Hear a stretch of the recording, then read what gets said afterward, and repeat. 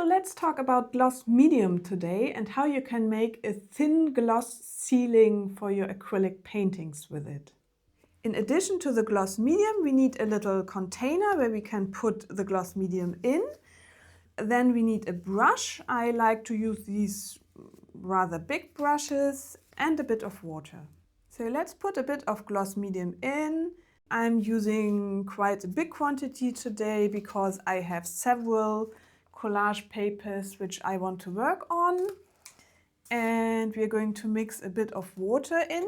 I'd say 2/3 gloss medium, 1/3 water maybe.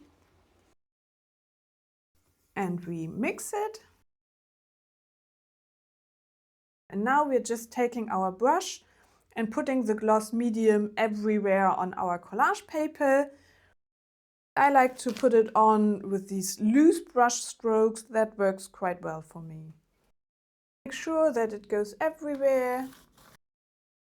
You can do 1 or 2 sealing layers. For these collage papers, I like to have one which gives it just this slight glossy look, which I like so much. And look how nice and shiny they look once the gloss medium has dried.